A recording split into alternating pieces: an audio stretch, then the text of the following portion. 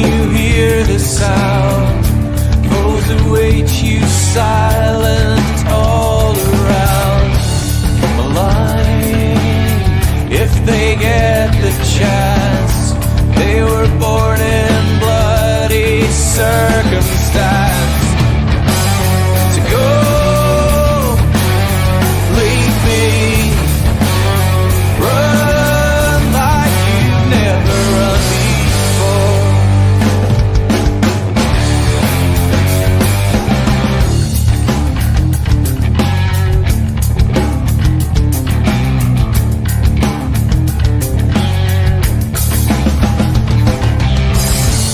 A voice from the underground, given room to breathe, not but be drowned. So die if you get the chance. Better men than you've been, let this dance. So go, leave me, run like you've never run before.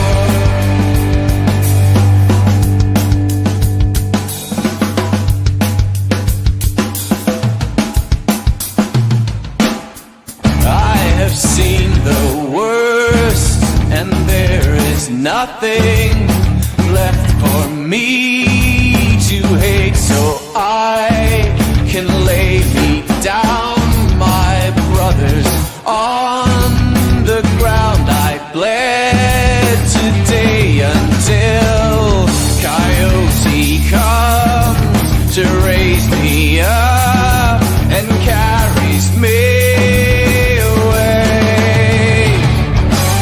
To go, leave me, run like you never did. No, believe me, run like you never run before.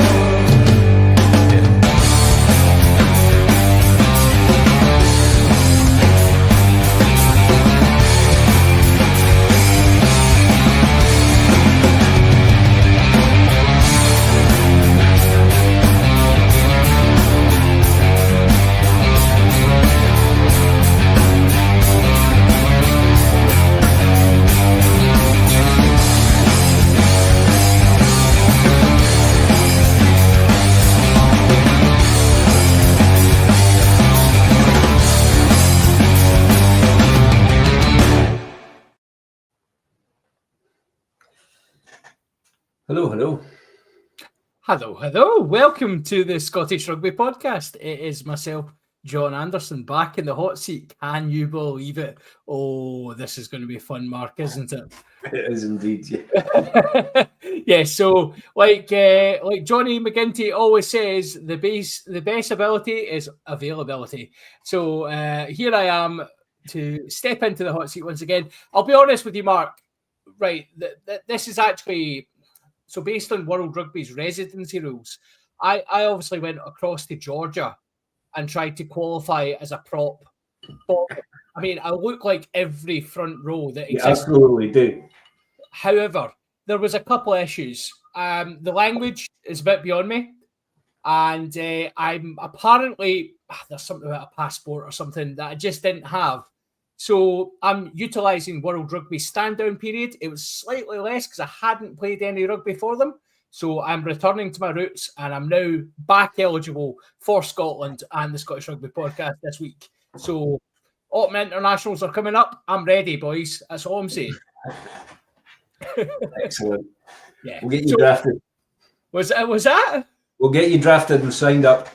I still maintain if Daryl Marple can get a game, I'm there. So we're fine. So for some of our listeners, that might be a wee throwback to days gone by. But yes, I am back from Georgia. I did not cause any international incidents, bar one, and we're okay. So we'll crack on. It's okay. And if anybody's listening, that was a complete joke, I promise. Do you want to tell us what the one international incident was, or should we do that up there? It was a small misunderstanding in Armenia. It's fine. It's fine. These things happen, right? Anyway, welcome to the Scottish Rugby Podcast. We've got a fairly cool agenda for you tonight. Obviously, URC is back. Women's Rugby World Cup has ended with a spectacular showcase at the Allianz, or Twickenham as we'll know it from now on. And we've also had some fairly interesting news about our esteemed leader heading off on a consultancy job. Now, Mark, both you and I, we're in the IT business. We know about consultancies. We know how this works. So it'll be interesting to get your take on that when the time comes. But let's kick off. I think let's give the Women's Rugby World Cup its showcase. The big finale, Canada, England. It was an absolute damp squib, wasn't it? It was a bit of a no-show, wasn't it? It sadly was. England are just so far ahead of anybody else. It's difficult not to admire them for that. I mean, there are a few teams that have been that phenomenal throughout the decades. I mean, if you think of the Welsh team in the 70s, the All Blacks around the 2010s, absolutely unstoppable. And I think you've got to put this England team in that kind of bracket because they're unplayable. People saying, they might have got more of a game if the All Blacks had got through to the final. I don't buy that. I think England would have absolutely walked it no matter who they were playing. I completely agree. So for those of you, if you haven't watched the final, 33-13 to England. A bit of it was never in doubt, but I totally agree with you. So like the All Blacks team you talk about in the 20 sort of late noughties into 2010s, you were talking 93-94% win percentage. And after the final, so we'll come on to this in a wee second, but after the final, I was very much like, this England team could probably play another 8 years and not lose. Yeah, and that's terrifying from a sport. I think that there are some benefits of England winning. I think that some of the people on socials and such like were saying, and I do tend to agree with them, that if Canada had won, it might actually have set women's rugby back, bizarrely. Because, for all Canada, even being there is hugely admirable, and they have some fantastic players. I think, look, we can win the World Cup when we're held together with chewing gum and string. Yeah, pretty much. Would not have been a great message.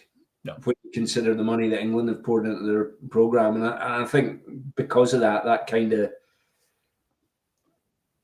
of solidifies that need to, if anybody wants to compete with England, they need to get their programs put in place, they need to get their pathways put in place, and they need to pay the money. Otherwise, they're just not going to. The only nation capable in terms of playing capability is New Zealand. I don't think New Zealand rugby have the money. I would agree. I think New Zealand, certainly in the women's game, and the men's, if we're being honest, have regressed. Like the money's not as free flowing. There's challenges from other sports as well. So people are not, the allure of the All Blacks is still massive, and the Black Ferns is massive, but it's not quite what it was before. And I think you're right. I think you're absolutely right that a Canada victory, as much as I would have been like, underdog story, let's go. And you're right, because it removes the ammunition and the amount of people that just don't understand the concept that having to crowdfund for the second best team in the world to go to the World Cup prepared, not able to afford a kicking coach. Yeah. Like, how ludicrous is that? Insane. Yeah. It's, every team in the URC has a kicking coach. Every team you could probably go down the leagues. You could go down to your your cups, your regional cups in New Zealand, regional cups in South Africa, they'll have kicking coaches. School teams will have kicking coaches. Yeah. And yet, the second best side in the world in the women's game doesn't have a kicking coach. It's absolutely staggering. I'm astonished by what they've managed to do with all of that said. I mean, the achievement to be ranked second in the world and to make the final of the Rugby World Cup with all of those things in play is staggering. You got to wonder if how good would it be if they actually had the funding, the kicking coaches, and all that kind of thing. And their style of play as well. Like watching Canada play is absolute. It's obviously I talk in this podcast often about there's a style of rugby I really like, and there's boring South Africa rugby where you kick the ball and you put it up in the air and it's absolutely turgid nonsense. Yeah. Canada play fast rugby. And I would also, we'll come on to that in a second, but I just love the way they're just enabled to play. And there is an element of, I think that comes from not through design, but through necessity. There is a lack of coaching there. Yeah. And almost, yourself when you're playing, you turn up to a sevens tournament or turn up to a tens tournament and you're all a wee bit hungover and you've not had any time together. What do? You just throw the ball about and go, caution the wind, let's go. Let's express ourselves and play some rugby. And I think there is an element of that with Canada, but there's so many talented players in that team. They are incredible rugby players. And with anywhere near the investment England have had, they could be world champions. Yeah, absolutely. Yeah. No, I think you're right. I mean, it lends itself to an absolutely glorious game to watch. I mean, for me, the game of the tournament, irrespective of the fact that I really enjoyed the Scotland-Wales game, for me, the game that was for all sorts of other reasons. Don't we always though? But for me, the game of the tournament was actually the semi-final. The Black Ferns versus Canada. It was an extraordinary game of rugby, fabulous game of rugby, and that's in no small part due to the way that Canada play. The problem with that is, as we saw in the final, it relies on a very fast ruck speed. Yep. And that's all England had to do. Set the defence, slow down the ruck, and Canada get nothing else, I mean, that sounds awfully harsh when I say it out loud, but basically that's the fundamental building blocks of their game. Yeah. I think their average ruck speed was something like, 1.9 seconds in the semi-final or something? It was under 2 seconds. Really fast. Yeah. And that actually leads me very nicely onto one of the key points I would like to make about particularly watching it. So the quality of the England team is incredible, right? And the professionalism, the skill set of those girls is amazing. And Canada showed a very different type of skill set. And I think for anyone watching or anyone who's not watched it and is maybe thinking, it's just women's rugby. It's not as fast, it's not as powerful, it's not as strong, it's not as skillful. Take a watch of that semi-final and then take a look at yourself. Absolutely. Yeah. Absolutely. That semi-final, I agree. We watched it. Where were we? We were in, I don't know which country we were in at that point. Might have been in jail at that point. Who knows? But there was a bottle of wine involved. And it was I think it's one of the best rugby matches I've watched in my life. Oh, it was an absolutely phenomenal game. I was blown away watching it. It was just an incredible game of rugby. And as you say, the skill levels, and the skill levels across the board, it's not just because they're good at flinging the ball about. No. The thought process, the forward play, everything. No, fabulous game of rugby. I can't talk highly enough about it. For anybody that wants to get into women's rugby, if they're listening to this and haven't thought about it, or for whatever reason haven't heard us say often enough. You should pay more attention to women's rugby. Why are you here? First of all, why even listening to us? Yeah. But if you really want to pick a game to watch to say this is what phenomenal rugby looks like, that's the one. The Black Ferns Canada for the semi-final was mind-bendingly good. I remember watching. So I remember 4 years ago, and it was Australia, New Zealand, and it was Portia Woodman. And I remember watching her absolutely send someone into the stands with a handoff, and just my mind going, "What? What is this?" And that was a cracking game of rugby. And then watching the final, then, and just going, "This is two of the best rugby teams on the planet. Period. Take gender out of it. This is two of the greatest rugby teams you'll see on this planet." Yeah, and absolutely. and that has continued to develop. Yeah. So I will now come to. So first of all, let's talk about our takeaways. The Rugby World Cup itself, England hosting. What's your feeling? Was it a good tournament? Was it exactly what we expected, or where are we at? I think it was a great tournament. I think it was. I think by any metric, in terms of the tournament itself, I thought it was well put together. I thought the tickets were priced well enough. Yeah, definitely. The idea of playing back-to-back games, I thought was fabulous because you're getting a great atmosphere. And some of the moments I particularly enjoyed were things like when Brazil was playing, because it was a back-to-back game. Totally. Every neutral in the stadium was behind them. Yeah. And for them, I mean, they were so emotional. I can't remember what game it was, but they scored their first try. It was their first try, yeah, and it was like they won the cup. It was fabulous, and that kind of atmosphere I thought was great.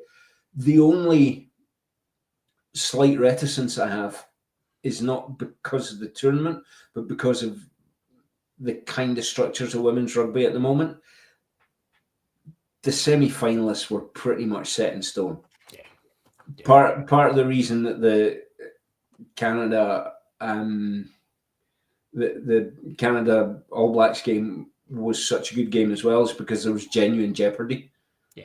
I mean, going into that game, I couldn't put money on either one of them to win it. And I think that was the problem, that for all the pool stages and all that kind of thing, and there were some great wins, there were some good ones for Scotland, there were good ones for other teams, and a lot of enjoyable rugby played. The semi-finalists were pretty much set in stone from minute one. But that's nothing to do with it. That's not a slur on the tournament. That's just the way women's rugby is at the moment, unfortunately. Yeah, and I think that actually for me is probably my key takeaway from the World Cup. Actually, I found myself for the first time being a wee bit worried about women's rugby. And I know, right, so like none of the girls that are playing for anybody other than England, they're all pushing to be the best they can be, and the structures around them are either designed or not designed to allow them to be that. In Canada's case, it's not, or whatever. England have got a really good structure. They've got an amazing side, and they've got the pipeline of players now. Yeah. So my concern is simply this. As I said at the start of this conversation, England could go another 8 years without losing a game, potentially. Mm-hmm. They've almost managed that this cycle. They've lost, 2 games in 8 years? Yeah, something like that. Yeah, something ridiculous. 2 games in 8 years. The last game they lost was the last World Cup final. The World Cup final last time. Yeah. So they've not lost a Six Nations game in 4 years. They've not lost. I think it was the New Zealand, and I think France beat them. And correct me if I'm wrong, but I think it was 2018. France beat them, and that they've lost 2 games in 8 years. Going from their last loss at the 20 whatever World Cup final. So obviously they won it in 2014. I think it would be the 2018 then. They lost that. They've lost once to France and once to New Zealand in that period. That's So nuts. it's 75 games out of, so I think they've won 73 out of 75, give or take, right? Yeah. They could do that again. They could easily do that because I think New Zealand are further away from them. I think France are further away from them. Mm-hmm. I think there's no other. Canada are their own little hot mess. Aye. And my concern is simply that you know yourself when there's genuine jeopardy, that's when supporters turn up. That's when people want to be part of it. It's when you as a player go, I've got a chance to go and do something. Yeah. If England win for the next 8 years, which they could do, I think it could be a really devastating blow to women's rugby globally. Yeah. It's a fair shout. It's I mean, if every tournament you're going into, whether it be Six Nations, World Cup, WXV, whatever you want to call it,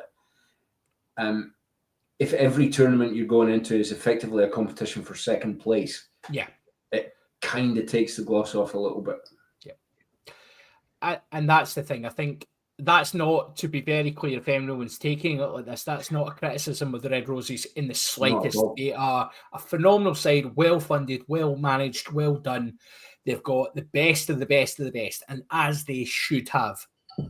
It's up to every other union to step up their game and catch up. And I think the gap is so large and becoming larger in some cases. It's concerning. Yes, it is. Yeah. I don't know the size of the player base in the women's game, but if we're following just broadly because of population sizes, the men's game, you got to say the only ones that stand a huge chance of getting close to them are France. France, yeah.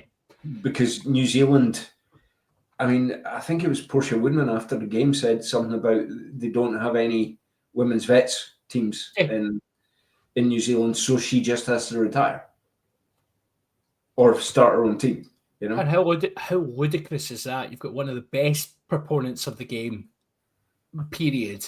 Yeah, and she can't pass that on. You know, how many games of as a guy, we've all been part of those teams where you turn up and you play with someone you're like, I watched you on the telly. That's ridiculous. Why am I in the same? Or you, generally, what happens is you're opposite them in the scrum and get folded sideways by them. Yes, and you're like, I think I mentioned that story to you earlier. Yeah, I was like, did I learn anything today? No, but I'm going to get a pint and I cracked a rib was what I did. that might have been my femur touching my chin, but that's okay. I don't know if Tam's a listener, but if you are, you know who I'm talking about. Exactly, yeah. Exactly. So, but let's finish on a positive on the Women's World Cup. Like, record attendances, record interest. I was down for a couple of games as well, down at Sandy Park. It was a cracking day out, a cracking atmosphere. I'm a big fan of 2-pint jugs, by the way, just as an aside, but that shouldn't be a shock to anyone who knows me. But I think efficiency. But yeah, it was just, I thought it was a very well-run tournament that, unfortunately, as you said, didn't have the uncertainty of outcome that I've based my whole academic career on. So, no, it's. I mean, I know I've said it many times on here before. The atmosphere at the Hive for the Scotland games is, without question, in my mind, the most enjoyable international rugby I've watched in years. Yeah, it's so much. It's lighter. It's more upbeat. It's across the age groups. I can't speak highly enough. And when people were talking about their experiences of going to some of these World Cup games, I was thinking, I know where they're coming from.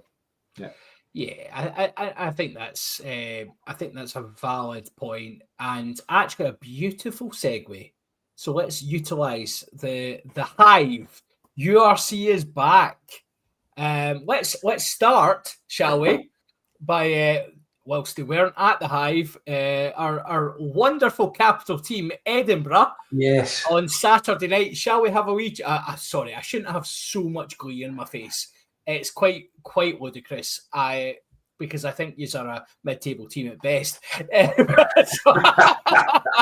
Sorry, I can't help myself. No, so first game of the season, right? Let's put this to the side. Edinburgh lost 31-28 to Zebre, the perennial whipping boys of the URC. Yeah. I will give you your say first, Mark, and then I have a voice of reason to add. Okay. My honest opinion will have to wait until we go up. Well, let's come back to that we'll come back to that. But my level-headed opinion, I was almost not annoyed. Jesus, okay. It's almost like, the teacher's like, I'm not angry, I'm disappointed. And I felt a little like that because the word I kept using when I was chatting to friends online and stuff during the match was the same. Yeah, this is the same. There has been no change since the rubbish that they coughed up at the beginning of the season last year. My biggest problem is that I still can't work out what they're trying to do.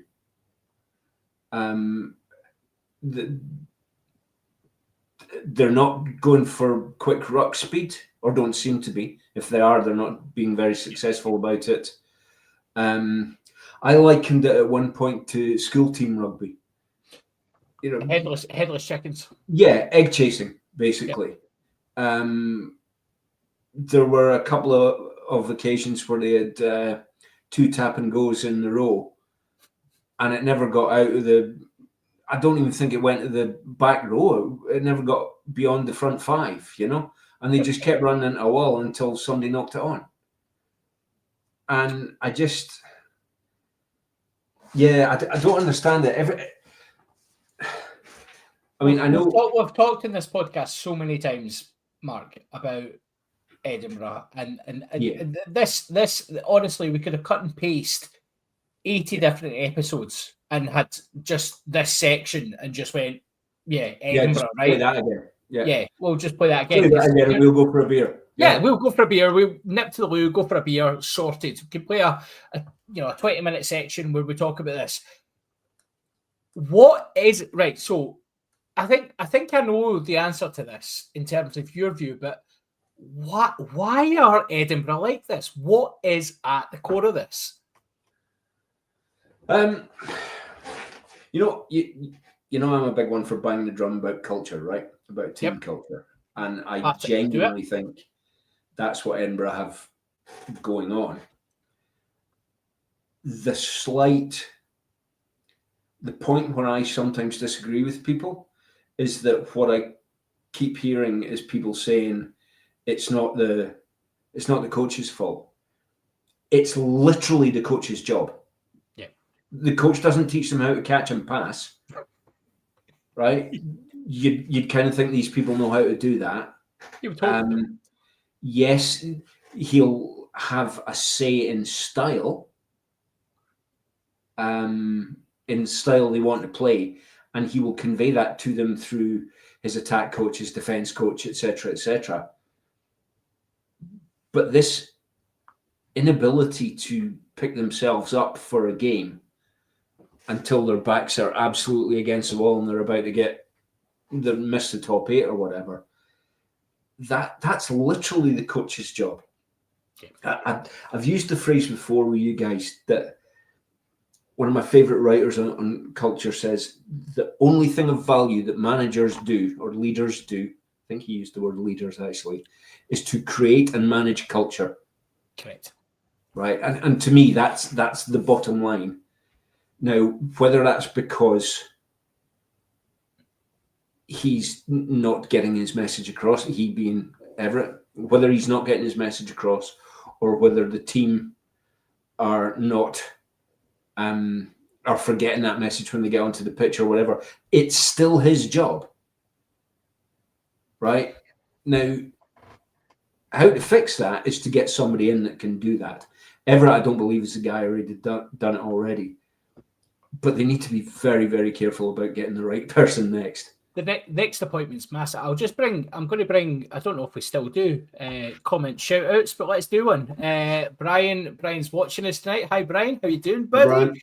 Yes, I am here because, as all good Beetlejuice, you say my name 3 times after an Edinburgh loss, and I do appear. But yes, it's a broken record system that we play in Edinburgh, needle stuck, and never finish a plan, if of course they have one. Yeah, it seems like a fairly... It's such a limited game plan, Mark, that it really...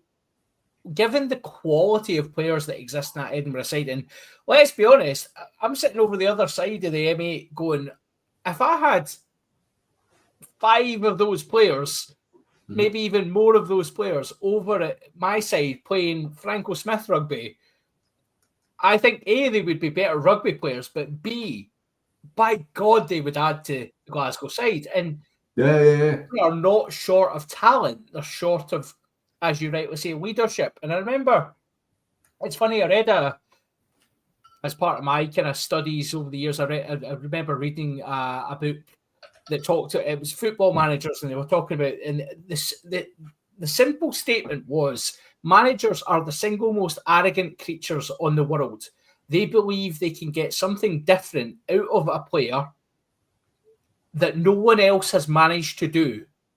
And they believe this in their absolute being, and they stake their career on it, and then they inevitably get fired. And it's like, and it's a fact. Like, they are such, like, Sean Everett, Franco Smith, these guys stake their, and the difference I think between Franco Smith and other coaches we've seen in Scotland recently, Franco staked his career on, I'm going to bring through young players. I'm going to bring through players that are not necessarily first team players. They're not stars, but I bet I can get a game out of them. Yeah. Sean Everett is unable to get a game, and there's managers out there that are very capable of getting games out of big team players. Your Duhans, your Darcys, these guys. Yeah. Everett is not one of those managers. No, absolutely. Interesting. You spoke about the internationals. I was doing a wee bit of prep, and I looked at the team sheets in advance of this evening. And Edinburgh, in their starting lineup, had 9 internationals and 6 on the bench. Jesus. Arguably, 5 of them in the whole 23, are Scotland starters. Jesus. Glasgow, interestingly, had exactly the same ratio. Yep. 9 in their starting 15 and 6 on the bench and 4 probably starters. But Edinburgh lost to Zebre and Glasgow pumped the Sharks. Yeah. And I mean, we can caveat that, and we will talk about Glasgow in a minute. We can caveat that with the Sharks team that came over to Glasgow. It's not. And we will talk about that in Patreon, because I have some views on week 1 fixtures, and that's actually beautifully segueing into the voice of reason that I would like to give to Edinburgh fans tonight. A week 1 defeat to Zebre is away from home. Is not the disaster that some fans have made it out to be. Yeah. You know yourself, right? You come in, you're undercooked, maybe your coach's game plan is absolutely dug, and we haven't quite got the leaders to just get ready at that yet. The Zebre weren't great either, let's be honest, but it had the feeling of a week 1 fixture. And I think what's really important for Edinburgh now is the bounce back. They've got 4 weeks before the autumn internationals. The bounce back is incredibly important now, because they're going to need to get more points on the board now in that space than maybe they probably thought they might have to. They probably thought they could go out there and take Zebre. Honestly, I agree. I don't think they got 4 weeks. I think they got about 24 hours. Well, actually, I think Everett might have. This time tomorrow, they'll be 60 minutes into their game with Ulster. they need to win that. And how crazy is it that we're talking about a week 2 fixture as a must-win? Yeah, I think they have to do something to bring the fan base on, because I agree with you. They took 2 points from an away game. Yeah. You know, that in any other circumstance, you'd be going, fair enough. I think it was the nature of the defeat and the fact that they run a very real risk of losing their fan base. Yeah. So, conscious of time, we will come back to the URC when we crack on with that. As you say, Glasgow, good victory. Let's briefly talk. We've got 4 minutes. Let's talk about Newcastle Red Bulls and the Scottish invasion. Primarily, Gregor Townsend, consultant for the New York Red Bulls. The Newcastle Red Bulls. It almost fits beautifully. They could be the New York Red Bulls. Townsend's going there for 30 days a year to be a consultant to their rugby development values, some absolute corporate nonsense. How quickly is he going to become Newcastle boss? I would say probably the week after the pool games of the World Cup. Yep. Yeah, I genuinely think he's prepping for his next job. I think I wouldn't be at all surprised to find it had all been discussed together, and it was like, we want Townsend to come in as our director of rugby. He wants to join us, and SRU going, well, we want him to the World Cup, and them come to some kind of agreement about, well, we want to get him involved 30 days a week, etc. Yeah. I mean, I shared my views on the group chat earlier on, and I might share them on Patreon regarding. I think the SRU are actually playing a very, very good game here, where they might be exposing Gregor Townsend to the rest of the world in the hope that someone buys him out of a contract that they have stupidly put in front of him. But that's maybe giving the SRU too much credit. So, but yeah, there's been other appointments as well. We've got John Petrie coming in, who continues to get jobs. Yeah. John Petrie's coming in, and interestingly, and possibly even more interestingly to me, is a guy whose name I didn't know, John Fletcher, who is head of pathways for the SRU, going to be their director of pathways and academy. Which would really indicate that there's a desire, and I bet he's got an interest in he must have an interest in Scottish players and understanding that concept. So is this the de facto third team now, Mark? I think if it is, we need to be very, very careful, because Red Bull are way smarter business people than the SRU. Are they ever? Yes, as we've just seen. I mean, they're Formula One operations. I follow the Formula One. I know what Red Bull are all about, and as long as Christian Horner is not head coach of Scotland, I think we'll be okay. But he does have a lot of money in his pocket now. Anyway, that is us. We are fast approaching the Freeview time, so we will continue this on Patreon. What a whistle-stop tour. That's been great fun. But we'll be back in a couple of minutes on Patreon. But for now, let's just say bye-bye to our Freeview content. It's bye from me and bye from Mark. Bye, folks. Cheers. Right, I'm All right. going to go for a quick pee. Yeah, I'm going to pour a glass of wine. Sounds like a plan, bud. I'll see you in a sec. Back in 2.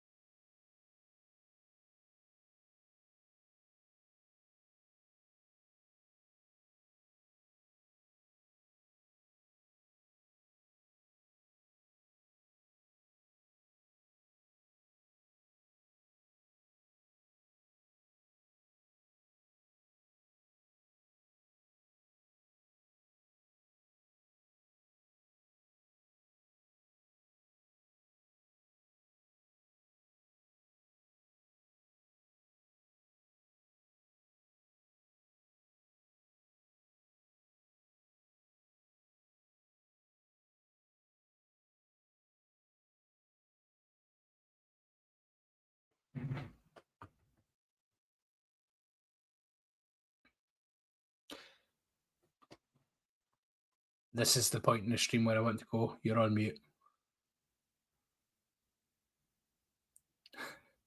Are you able to unmute? Yeah, sorry, I'm just I'm turning off the The other one. Fine.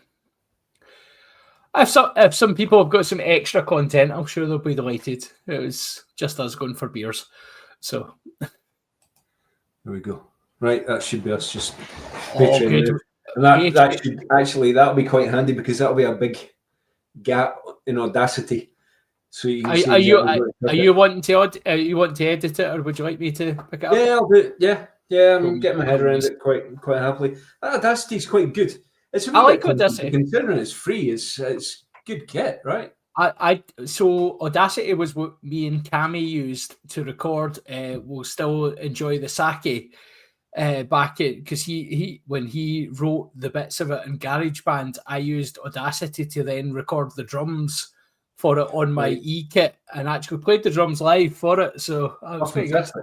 I remember saying to him at the time, so I scoped out what he was doing, and I'd actually written a cheat sheet of all the different drum beats I had to do through it, because I change it up quite a lot. And I was like, oh, bloody hell. So I'm like playing along with it, and I'm like looking at this thing above me going, okay, cool, we're doing that now. Oh, fucking hell. Okay, we're doing this. That was before I'd even played live with a band, though. So, oh, really? Yeah. Wow. Yeah. So, slightly different times now. We're slightly more experienced in that space. Got some more gigs coming up at the end of this year, so be good fun. So, if you can make it to Ayr or Glasgow, which Johnny McGinty will have you believe are the same thing. If you can make it to Ayr or Glasgow, November and December, you could see Heist live in concert. Yeah, why not? Yeah. Keep me posted on the Glasgow one, because I got a pal over in Straven, so I can always find a place to stay there. Well, I think it's December 12th or 13th. It's a Saturday. I think it's the 13th. It's Saturday. It's a proper Christmas one. So, like, it's bang in the middle of that stupid season where you go and buy stuff for people. So it could be interesting. I think it's a Saturday afternoon. It's a fairly early one as well, because there's a gun gig at Gun Rock Band. They're playing in Glasgow, and a lot of the guys that are coming down to watch it are actually going to the gig as well, and a couple of our players are going to it as well. So should be a good night. We'll have fun. Yeah, sounds like fun. So shall we talk some more rugby? Let's talk more rugby. I think that's probably a good idea for our dearest patrons. Yes. Let's actually address.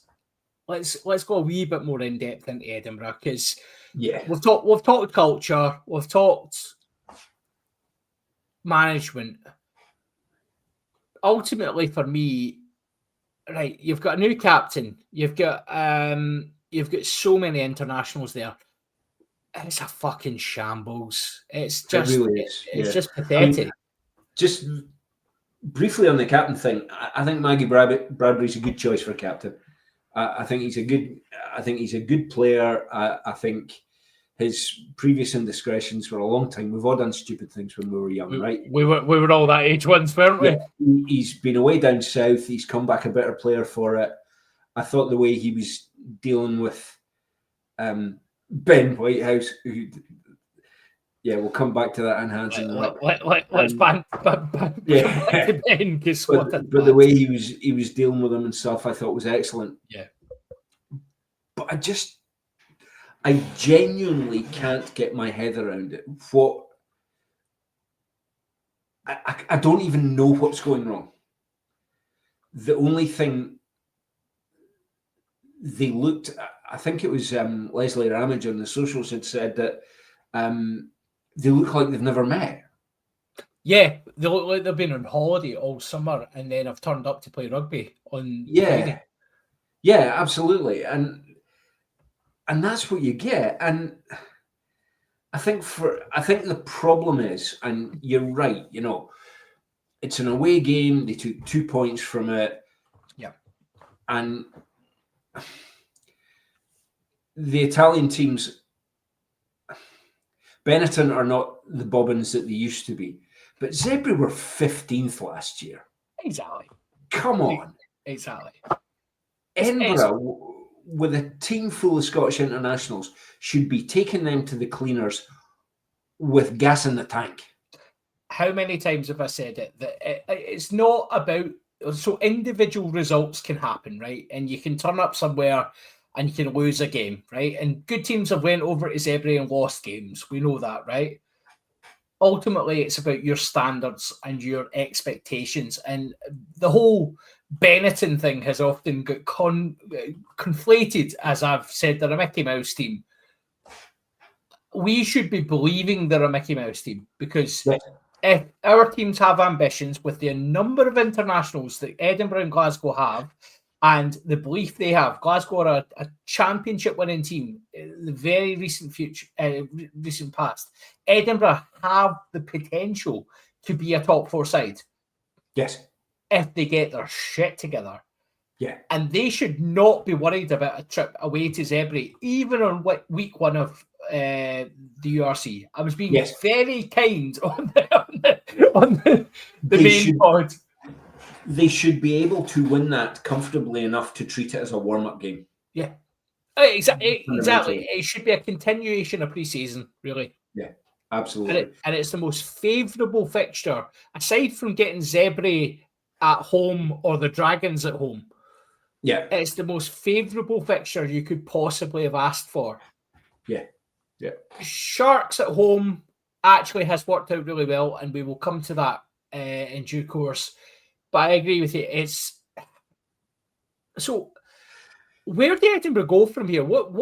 So we've got a comment from Brian again. He might still be watching. He might not be. Oh, we'll click that. You're going to have to show me how to do that, by the way. I have no idea I'll catch you on it in a sec. So Brian, 7 p.m. kickoff tomorrow because of the storm. So maybe by this time tomorrow the coach is gone. This is us revealing a little bit that obviously if you're watching live, you know that it is currently 9:30 in Scotland.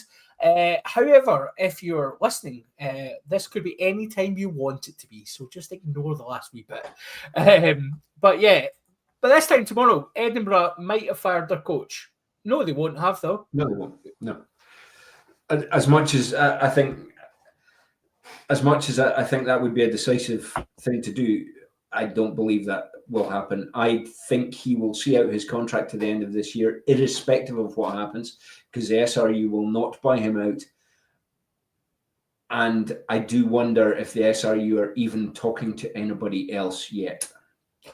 Why are they so indecisive with coaches? I don't know. I genuinely don't know. I mean,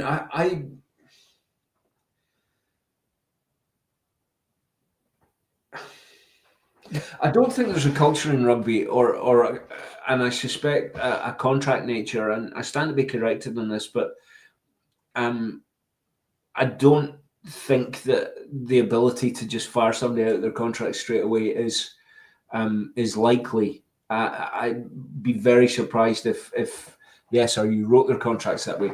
However,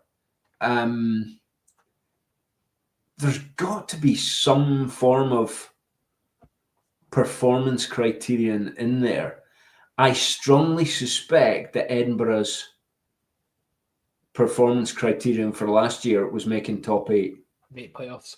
Yep. And they did. Well, this is it. So there's an argument: has he actually met expectations, or it's almost that performance management sort of stuff, isn't it? Yeah. And we talked a wee bit on the main pod about the arrival of the New York. I keep saying Newcastle Red Bulls. Fired Steve Diamond after 1 game. Yeah. We're about to see a very different approach to management in rugby, I feel. And yes, and Red Bull that comes down to one thing, right? That comes down to money. Yeah. Red Bull have fired him. Again, not sure what his contract was not sure what the details would be. But it's tiny amounts of money compared to what they're used to. Football, they're used to Formula One. You're talking absolutely. millions of pounds. Yes. And you guarantee Diamond has, if he's got 6 figures from that settlement, he's done well. Yeah, absolutely. I mean, the last I heard from, or I read an interview or a piece of an interview with Diamond saying, where he said, "Oh, I'm still going to be sticking around. I've been involved in this deal, and I have 12 months to prove what I'm capable of." And they gave him a day. Yeah, single day, one game. And I wouldn't be at all surprised to find that they've paid him the 12 months. Oh, they will. Where you go, on you go. Yep. That's how it works, right? Compromise agreements, right? Yep. We're not firing you. We're asking you to walk away, and we're going to give you a massive check to do so. And you have never to talk about us again. That's how it works. That's how it works in business. We're going to pay you every day of your contract that we've got with you for the next 12 months. And we're literally paying you to not be here. Yes, that's basically it. And Red Bull have previous on this. They've done it with Sergio Perez. After giving him a 2-year contract in May, by October, they paid him that 2-year contract to not race for them the next year. Yeah. So they have previous on this. Yeah, I mean, I've seen Diamond interviewed, and everything I read about him makes me think that he's probably quite an abrasive character. Wow. That's the insight we get on you in this podcast. Wow. People pay the money for that kind of in-depth insight. Sorry, that was a dick move. No, you're right, mate. Yeah. So, game day, he could well have just kicked the wrong door down. Yeah. You know? Or punched the wrong bit of glass or something. Yeah. Just, the whole of the half of the board of Red Bull turn up because it's their first ever game, and he treats them like shit. See that dinosaur. That's the thing. Like, I think there's part of me that you never want to see someone lose their job, right? But my smile obviously belies that. I think Steve Diamond is a dinosaur arsehole from an era of rugby that does not deserve to be in the modern world. And I am delighted to see him not employed, frankly. Yeah. I think Red Bull are, whilst I think they will be ruthless, I think they'll be really interesting to watch. I am really intrigued to see what they do with Newcastle, because this professional rugby, particularly in England, but professional rugby has stagnated to a certain extent. The growth in the sport in the men's game has stagnated at club level. And Red Bull are not going to stand for that. They have investment portfolios they're going to want to hit. And if they manage to do that, they have got the ability to attract massive names to rugby. Yeah. Well, I mean, one of the things that we've spoken about often, and you read about and all that sort of thing, is rugby's not a profitable business, right? No, it's not. The other side of the coin, of that particular coin, is that Red Bull expect to get a return. Now, that return might not necessarily be financial. Yeah. They could write it off as a zero cost against marketing year on year, right? But in order for that marketing to succeed, they will want to win. Exactly. That's the difference. And they will make the investment to win. They are the first major investor in a rugby side, right? You see it in Japan. I mean, the Japanese model is they're all owned by companies, right? Exactly, yeah. But they're not known to us. They're not global names. I think Red Bull buying Newcastle has possibly more potential to change the game than this R360 nonsense. Oh, the R360 nonsense, I think we can put that in the bin. I think Red Bull buying Newcastle is, and this is going to sound ridiculous, but grade me I'm going to do a Wolf of Wall Street here. Judge me on my losses because they are so few. I reckon this has got the potential to be 1995 professionalism all over again. This has the potential to change club rugby across the world. Yeah. And you're absolutely right. And if you look at Red Bull, obviously the main one, obviously they've got the football teams and stuff like that, but Red Bull, when you look at Formula One, Red Bull have got 2 teams in Formula One, and they've invested a lot of money in those teams, and they've spent a lot of money. They've won a lot of races and a lot of championships. And it's always been, we write it off as a marketing cost. Yeah. Would you care to guess how much the average Formula One team's worth these days? Oh, it's not a sport I follow, but I would imagine a little more than Newcastle. So each of the franchises is probably worth $1 billion easily. If Red Bull were to sell their main team tomorrow, you're probably talking upwards of $6 billion. Right.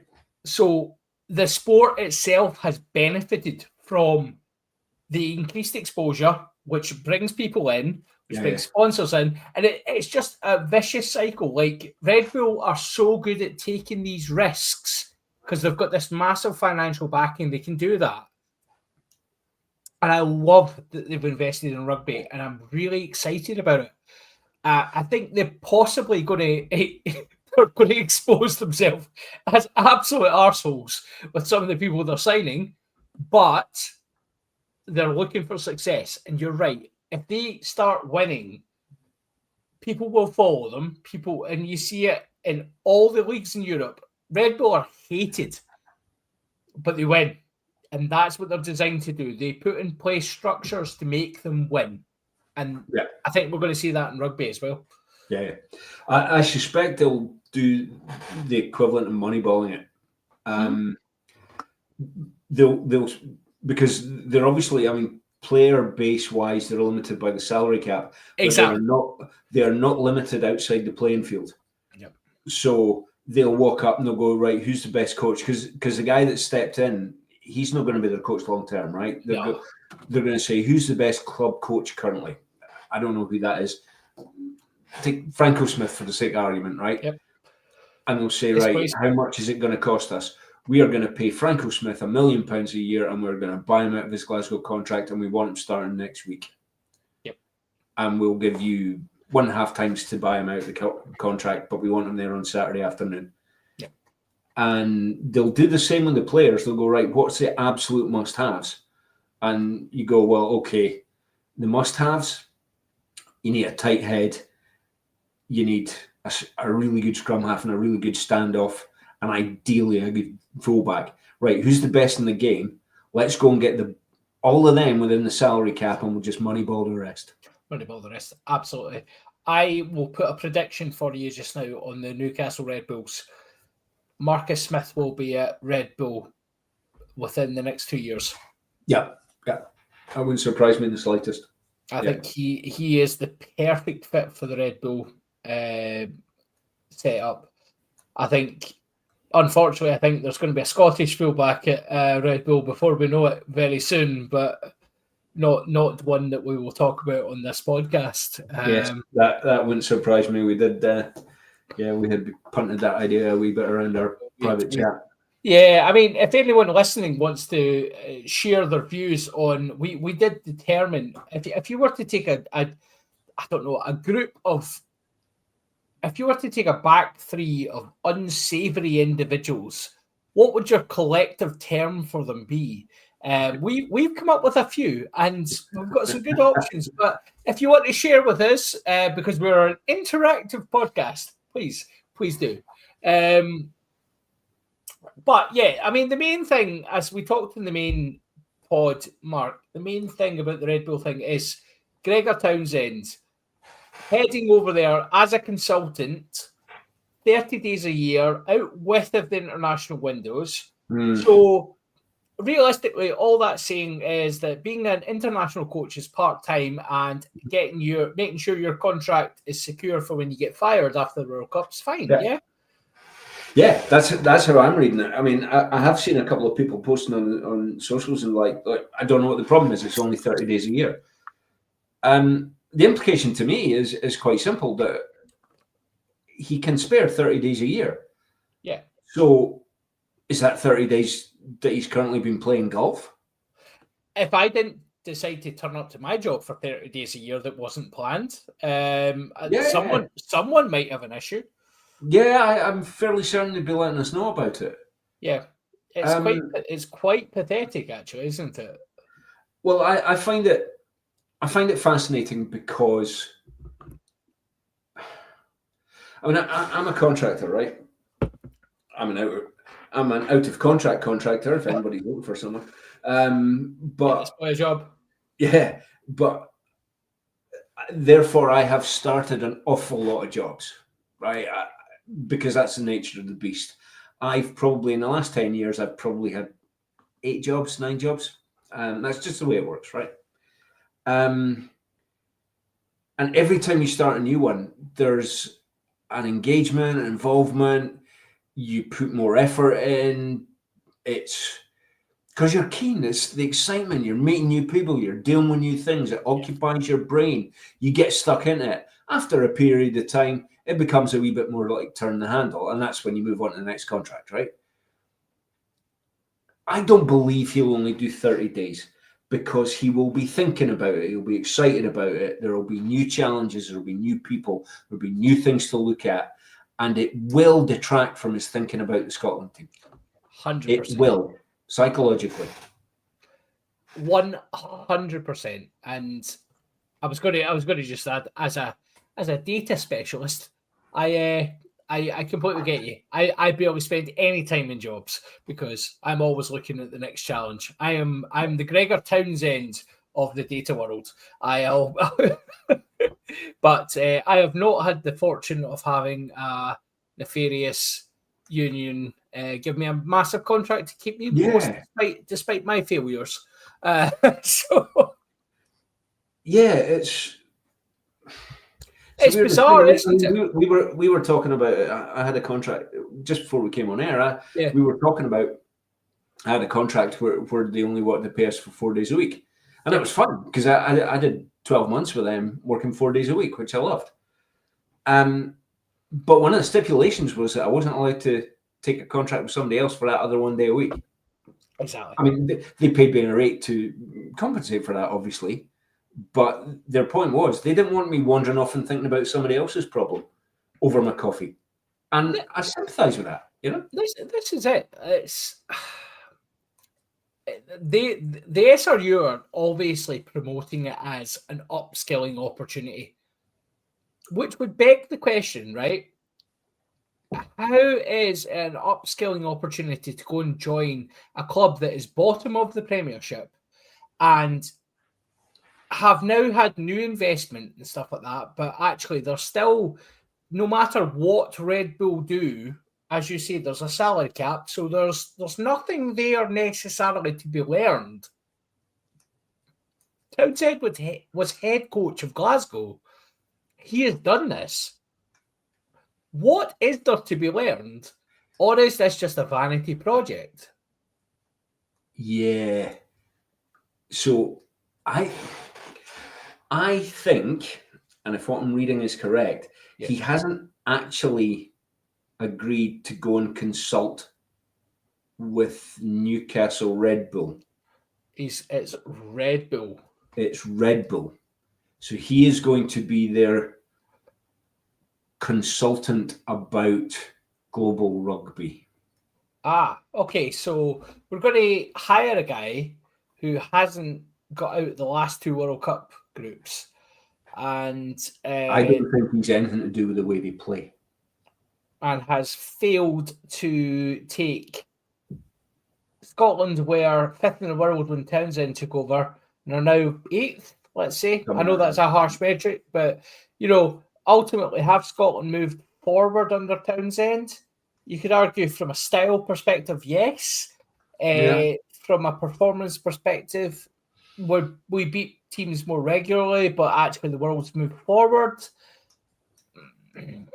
Is he is he the massive coup that Red Bull think he might be, or is it just a job audition? I think it's a job audition. I think it's as simple as that. I agree. I think it's as simple as that. I think Red Bull,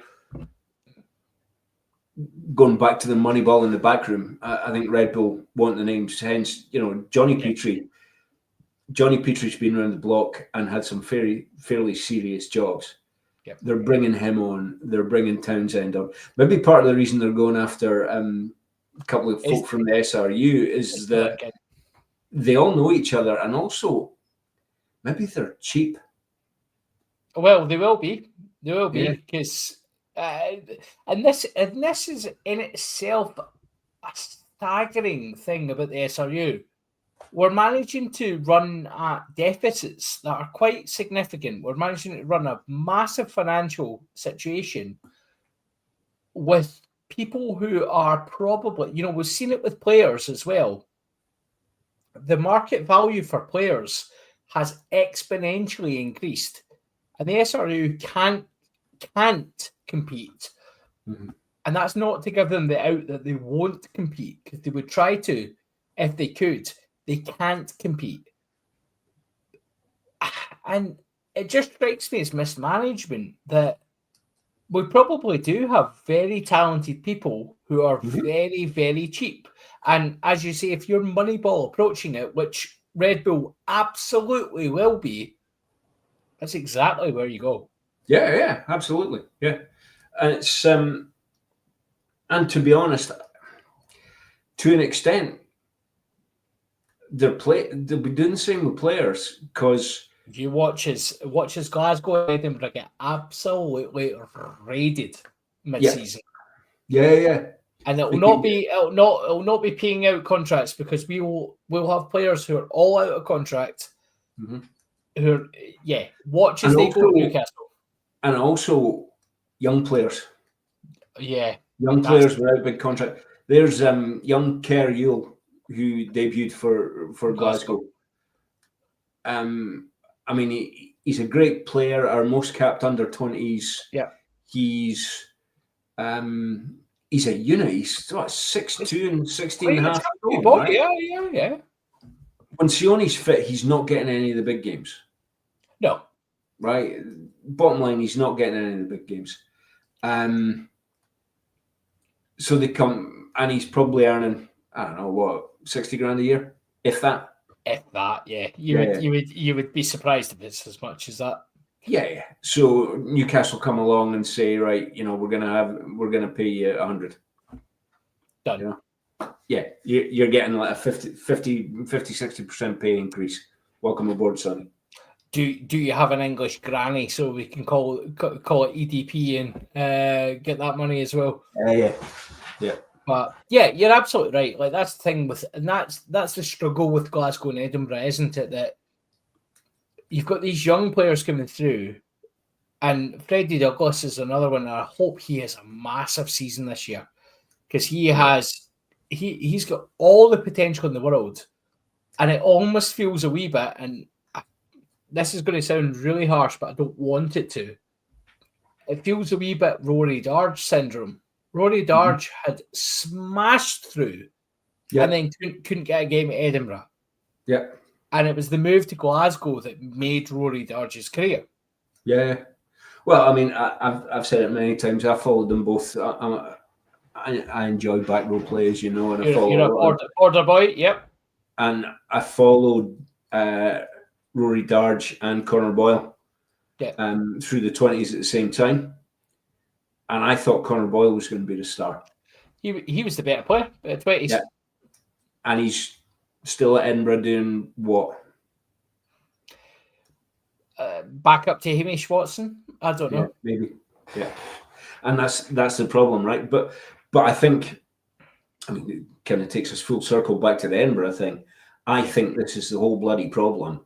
Yeah. That Everett is now completely focused on getting results. So he's running out the best guys. He's forgotten about bringing through any youngsters and all that sort of thing. Yeah, the best guys, as you say. Yeah. Guys whose best years were maybe 2 years ago. Yeah, that's the problem. But they've got the names, so the fans will not complain so much if I play them. Well, this is it, and I don't think. I mean, he. I was listening to something about it earlier when they were talking about Franco and saying, Franco's extension in Glasgow is not just good for Glasgow; it's good for Scotland because of the way he brings through so many youngsters. And Everett, I can't think of anybody. I mean, Freddie Douglas got a cap for Scotland before he was capped for Edinburgh. Yeah, it's crazy, isn't it? And he's barely played since. That's the thing, and I think like the Glasgow thing was interesting because I remember reading an article just when Franco Smith joined the club, and they were talking about like Franco's remit has always been youth. Yeah, what he does, he brings through youth and he plays youth and he trusts youth. And the article was incredibly negative and was like, there is no youth available. There is they simply put Glasgow had their golden era with the Hogs and the Russells and the Dunbars. Russell by accident, by the way, just as an aside. And Dunbar, and we had our youth era, and the well has run dry. And then all of a sudden, Franco comes in, and he finds your Williamsons, your Samuels, your Darges.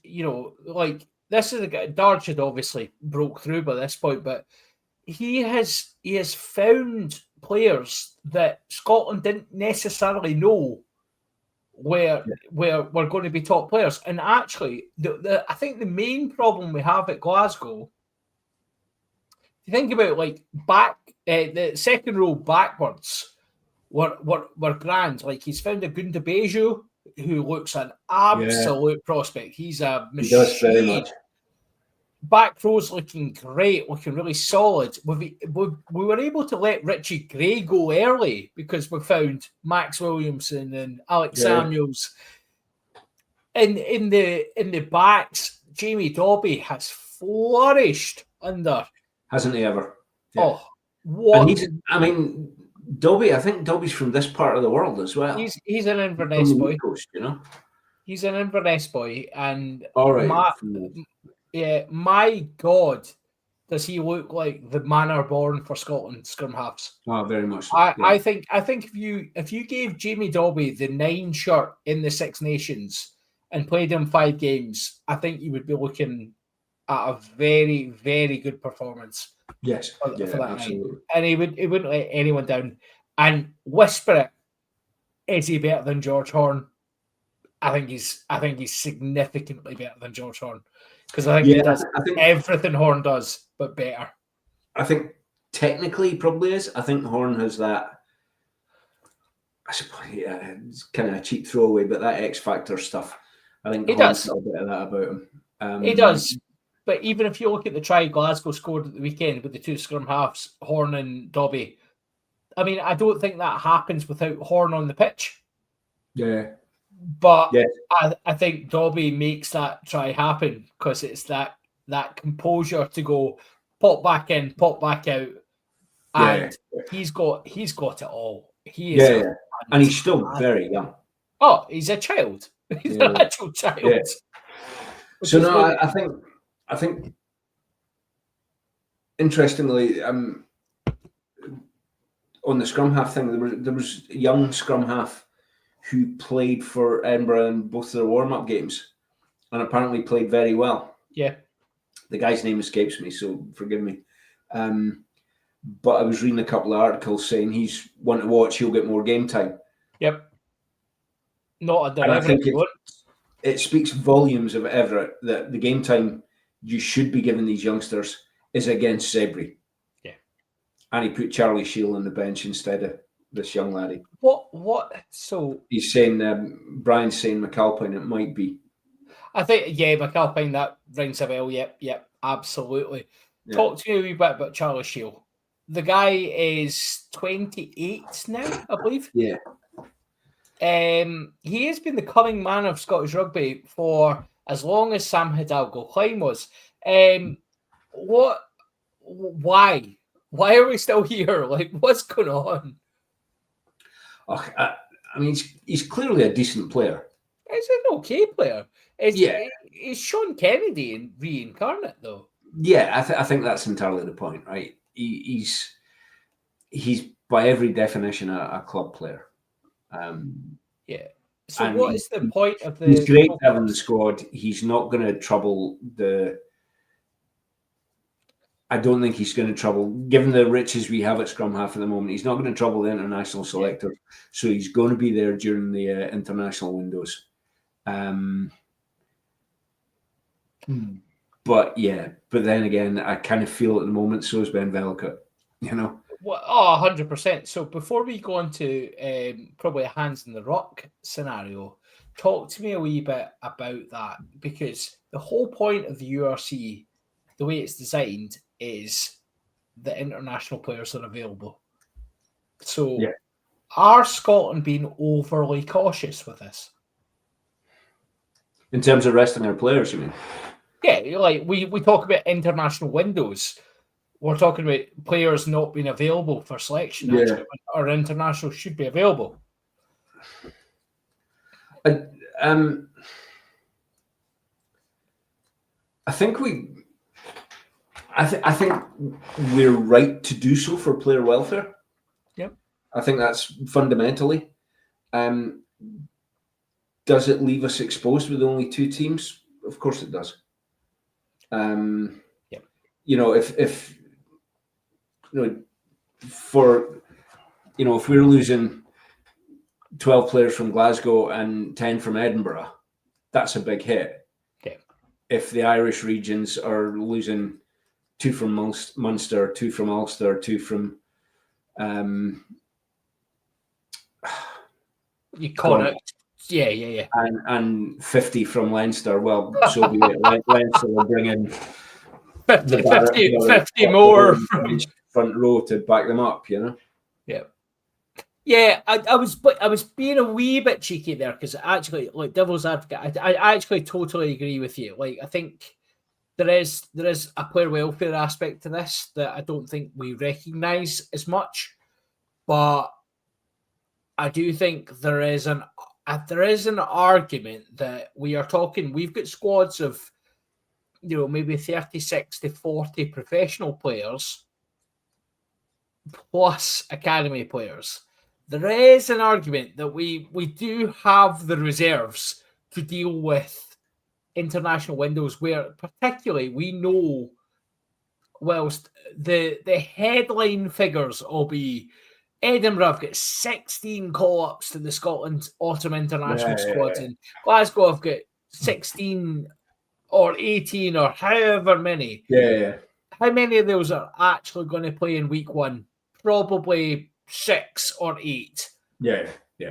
So actually it's a total ludicrousy that we think we can't just allow these players to play some rugby and they benefit from it. No, I get where you're coming from that, and I do agree. I think it's that old thing between player welfare and they also have to play. Yeah, right? Yeah. They need to play to be good at playing, but they need to play to be okay. I mean, this is where Franco during his during the year that Glasgow won the championship. Yeah. Won the URC rather. A lot of that was attributable to how well they did during that period. Exactly. And that's about how the coach manages his squad, right? I think part of the upset about Cancellieri and Henkel-Venter going was, yes, they were both fan favourites, very much so, and phenomenal players for Glasgow, but also they were two of the real standouts when we needed them during that period. Yeah, it's that thing, isn't it? It's during that window that these players, and it's always been the case that Glasgow have often had a strong international window team where they've been able, but it's that thing as well, and we talk about it all the time, where I think the concern is that managers are not as inclined to bring through those younger players. Like, I remember, and I always talk about it, I remember I was at Scott Cummings' first match for Glasgow. All right. And I interviewed him on the day Right. because he got man of the match. And it was during an international window, and it was such a scratch Glasgow team that was out against Zebre. Right. Absolutely slapped them about. I was sitting with an Italian journalist at the time, and we were just chatting away. It was the most cold autumn night I've ever had at Scotstoun. Absolutely minus 140 degrees in my legs, and Doogie Vipond got me a coffee. It was a great night. But I interviewed Scott Cummings afterwards, and it was his debut, and he'd got the man of the match and stuff like that. And it was such an amazing experience because you're like, you're the up and coming, you're the future, you're this, and you just don't necessarily get that as much.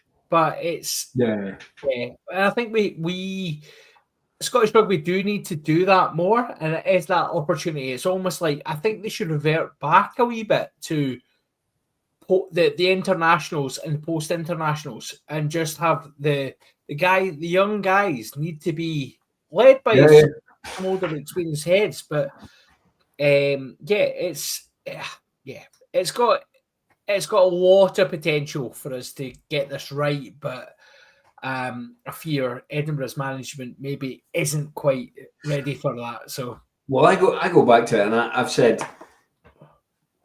I said last season a few times that I think Sean Everett's entire game plan is get the ball to Darcy Graham, right? And Darcy is playing on Friday night, tomorrow night, and I hope to be proved wrong, but I strongly suspect that will be the whole of the game plan from Sean Everett. Truck out with the forwards and get the ball to Darcy. It does seem like that'll be the plan. Can you hear me okay? Yeah, no problem. Excellent, good. Right, we are going to, because we are cracking on for time, and it's been a while since I've caught up with you, bud, so I'm really, really enjoying this, but we are going to do some...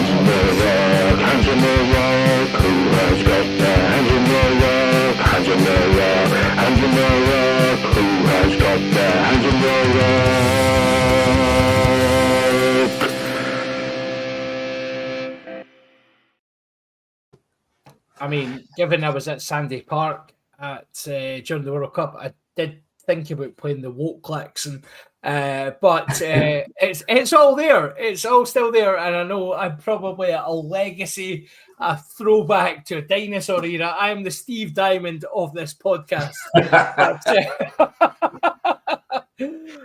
Anyway, let's do a wee bit of Hands of the Ruck. But what has tickled le Jean de le Ruck for you? I don't, apart from Edinburgh, because I can't help but coming back to it.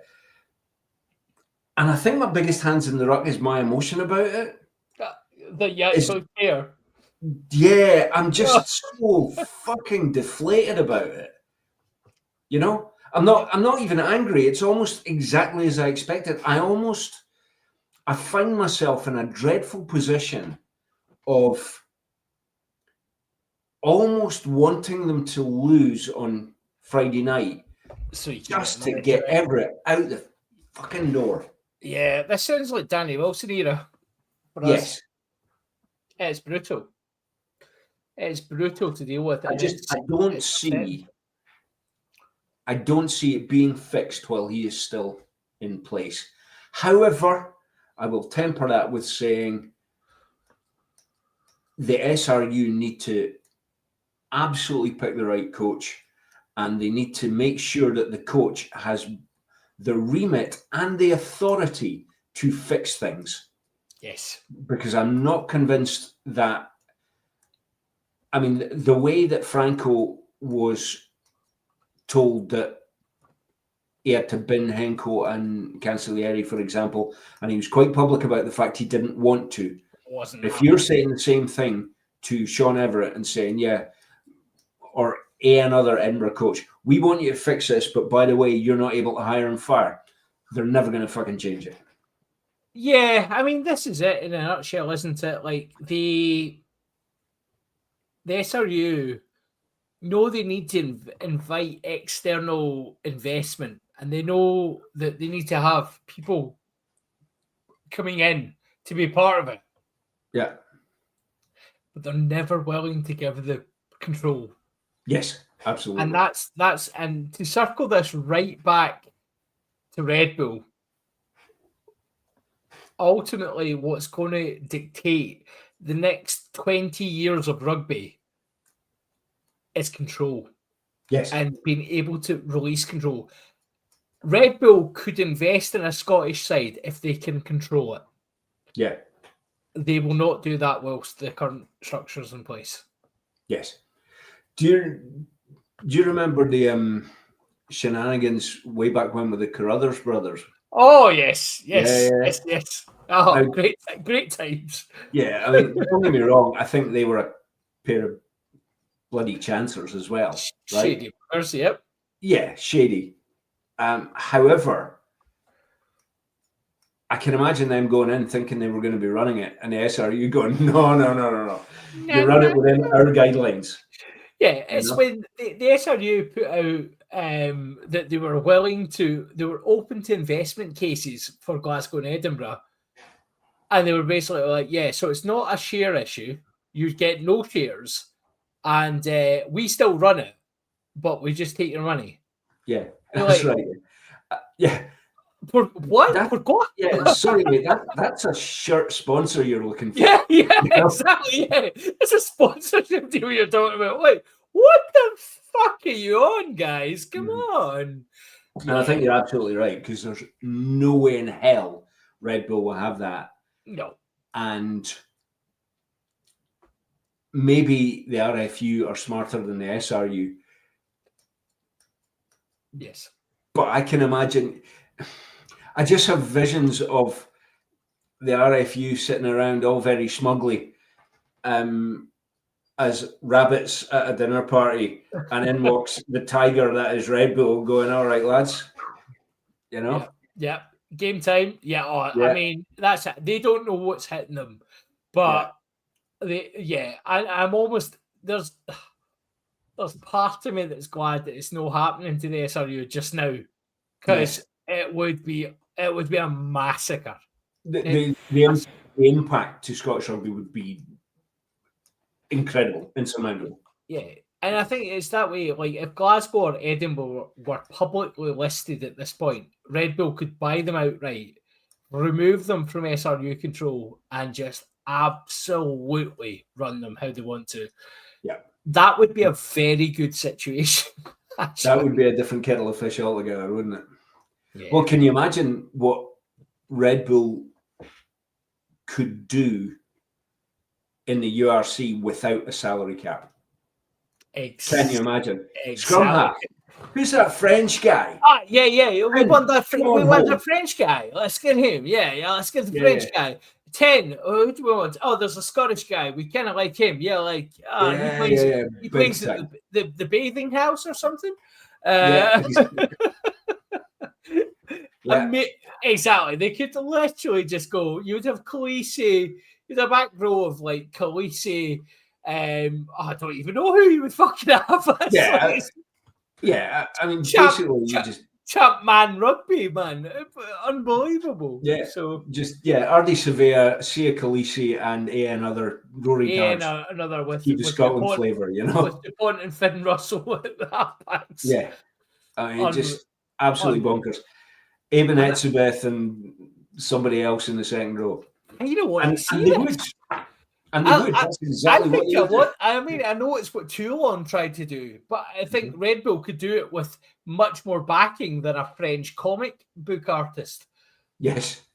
Yeah. So it's got potential. So hold this thought. We might be able to achieve this at some point, guys. My Hands of the Ruck is a little bit less fun and a little bit more. So I know, like online, I know, and people will disagree with me with this, and I don't really care, to be honest. Right. So England women are the best team in the world by a fucking country mile. Yeah. They do not need refereeing decisions to benefit them. And yet, I know that dominant teams often find the referees on their side. Yeah. Holly Davidson, for me, had an absolute stinker in the Rugby World Cup final. One She of did. the worst performances I've seen from her as an incredible referee. I thought she was really poor in the Rugby Yes. World Cup final, and I felt that was really shit because it actually spoiled the spectacle a wee bit as well. Yeah. England would Yeah. still have won.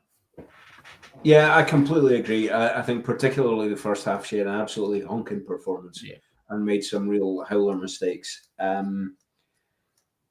When the English cheerleading team, or as the TV like to call them, commentary, when they're actually calling out that she's made a mistake in England's favour, you know it's bad. When Brian Moore is going, yes, that was Yeah. a bit that wasn't for us. That's quite bad, isn't it? I've always found Moore pretty level-headed, to be honest, and he is likely. But the likes of Sarah Orchard and people like that, the commentary was absolutely bobbins. The commentary was bobbins, yeah. That's probably actually my late Hands in the Ruck. Oh, I'd forgotten about that one. There you go. Have it. Yeah. Have it. No, the one I've really forgotten about is Andy fucking Good commentating on the Glasgow match. Oh God, that was so bad. I'm sorry, what is he doing commentating for the URC? He's been disparaging about the URC and particularly about Scottish teams. Get him off my TV. Yeah. I have to agree with all of those sentiments. It's pretty upsetting. But yes, we are fast approaching the witching hour, so we are going to leave you now. Can I just the one thing I was going to mention, it's not so much Hands in the Ruck, more a comedy moment, but it probably applies to Hands in the Ruck about the refereeing. And I know refereeing is difficult, right? It's not a job I could do, and not a job I'm quick enough of mind and thought to do. However, Ben Whitehouse. Let's do Ben Whitehouse just now, yeah. He's pretty special, right? We've seen him make up laws in the past. My personal favourite from the weekend, however, I don't think he affected the score. I think he was bobbins with equanimity. He was absolutely bobbins on both sides of the ball. Yep. However, my personal favourite was when somebody passed the ball to Ben Healy. I can't remember what moment of the match it was, who put in a massive spiral from inside his 22 to the other 22 to get a 50-22. And Whitehouse saying, I think they carried that back. And he's talking to TMO or whatever. No, can you check that for me? I'm pretty sure he carried it back. Yeah, but I want to know if he made a 50-22.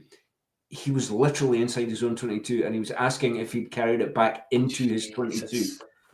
Which he might well have done, but he was still inside the half by a good 10 yards. Aye. You know? And it was just... The standard of refereeing at the weekend was pretty bad. Like, Whitehouse was terrible. We had the joy of everyone's favourite Welshman. Evans, Evans, yeah, Craig Evans. And, he could, like... You know, I know we do this thing where we go, oh, he's against our team, so he's terrible. Yeah. But he was absolutely dog shit. And it was that way. It was, you know, as you say, he's just making up stuff. Like, oh, yeah, play on. Yeah. It was back for me. Like, how many times are referees going to get away with this? Well, that's not how I seen it. Well, you've got a fucking TMO that should be stepping in. You've got a fucking assistant referee should be stepping in. Because actually, what you've seen is complete fallacy. And you're talking shit. Because actually, you just couldn't give a fuck. And he's a referee who couldn't give a fuck. Yeah, absolutely. And I do wonder. I don't believe for a second any ref at that level has conscious bias. No. I genuinely don't believe that. And I have seen people going on saying, he's out to get Scottish teams or he's out to get Welsh teams. I don't think they are. That. I just genuinely don't. But sometimes you got to wonder if there is unconscious bias going on. Unconscious, or they're just incompetent. Yeah. And White House is incompetent. I think he's a bit of a clown. You know, Yeah. I don't like him on the TMO, and I'm always very nervous on the TMO because I think he's picky ass. There's a reason he's been on TMO so much, and it's because he's not a very good referee. Yeah, they want to keep him off the grass. Yeah, keep him away from the main decision. Give him time to think about his decision, and he still inevitably fucks it. Yeah. So, well, that hit on Ewan Ashman. Yeah. I saw it in real time. Went, oh, you beastie. Yeah. And he's going, high tackle, just a penalty. Just a penalty for me. And you hear him, and again, somebody's in his ear. He's going, no, just a penalty for me. Oh, what you want me to look at? Ended up a red card. Well, this is it, yeah. So how is just a penalty for me escalating to a red card? Yeah. I'll be honest. Poor. I'll be honest. If they'd gone yellow, I wouldn't have been annoyed. Yeah. I think it was borderline red at best. But it was serious enough to be considered for a red. Yeah, it still needs to be reviewed. And he's going, no penalty only. It's like, it's right in front of you, mate, you know? Well, on that note, no penalty only might be the name of this episode, because I think that might be a description of my performance, or it might be a red card. Who knows? Anyway, thank you for everyone who's persevered with us. Thank you for everyone who's listened back to this. It's been an absolute delight to join you again. And we will be back hopefully next week, depending on numbers. I might be back. Who knows if they'll have me back. But in the meantime, it is good night from me and good night from Mark. Good night. It's been fun as ever, and also good night to Brian and thank you for his contributions. Thanks, Brian. Cheers, mate.